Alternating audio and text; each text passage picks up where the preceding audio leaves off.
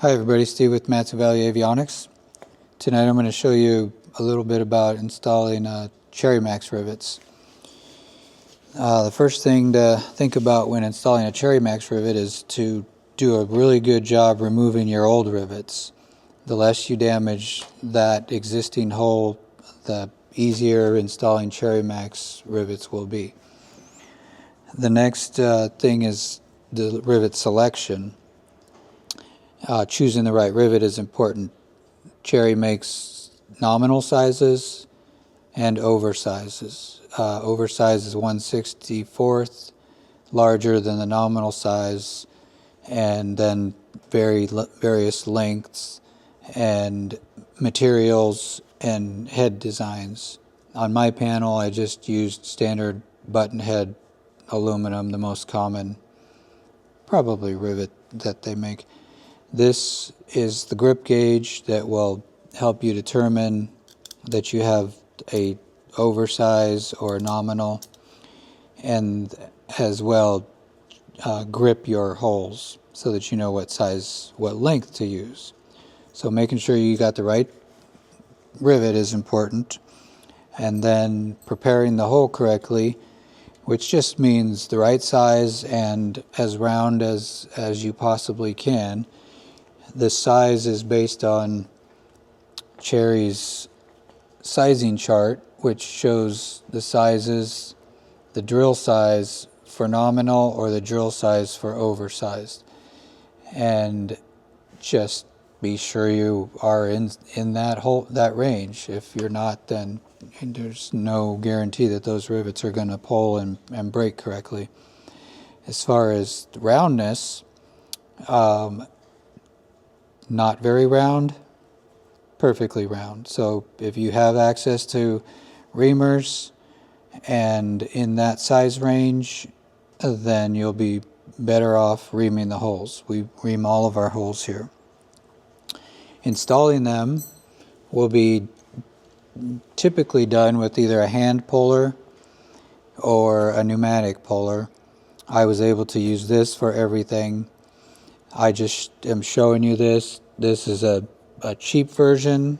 It's not the best, but we use these just so we can, sand and grind these down and not worry about, destroying a $500 CherryMax puller.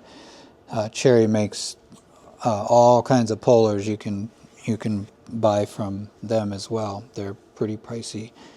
And then if you ever have to remove a cherry, the most important part of removing a cherry is figuring out how you're going to get this little ring right here out of there. It's a tiny little ring in there right around the stem.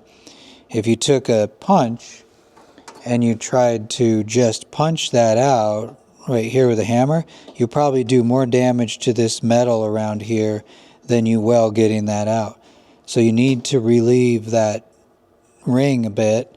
So what we do is we take a cobalt drill bit with good pressure and on the center, and we basically kind of just countersink this area just enough to where we can see that ring is getting cut maybe halfway through, and then we put our punch in there, and that will then knock that stem right through, and then the ring usually ends up right on the punch.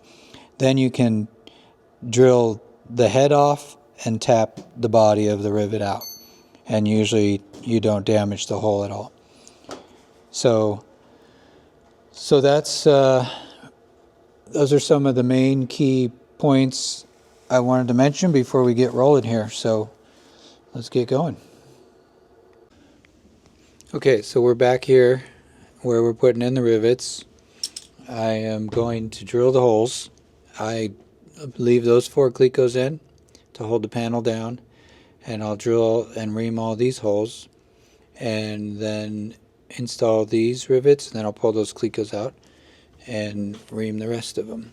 So we're a little tight on the top. Another key is to try to drill as absolutely straight as you can. So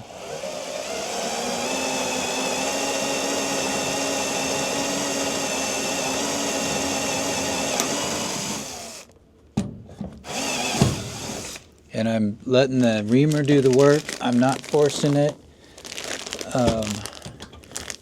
I would like to be a little bit straighter, but it's just a tight location.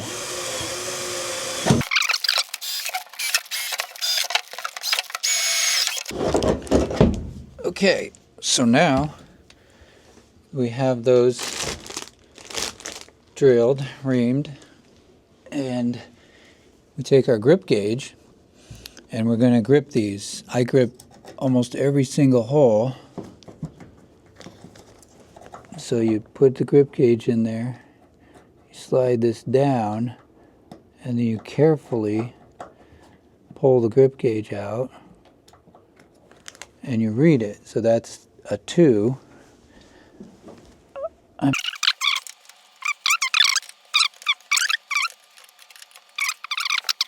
They're all 2s, and you wanted to get the chips out. The one thing I can't do is deburr. That's an important part of riveting and sheet metal, but this panel's on. Okay, I've reamed them and cleaned out the area of the chips and stuff, and so you'll see this rivet here has a steel plate here, and so that's why that one's a little bit tighter. It goes through more material, but otherwise these go in real nice. They're not sloppy. They slide into the hole nice and fit well. Okay, so now I'll just go ahead and start pulling them. That's what we call it. Sheet metal world is pulling the rivet. My experience comes from 6+ years of heavy sheet metal at United Airlines. So did a lot of sheet metal and a lot of blind rivets.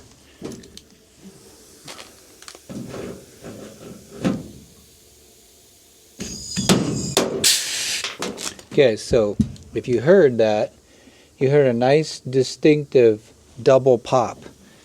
That's usually the indication that you got a really nicely pulled rivet, is that double pop. I'm just going to do them all now.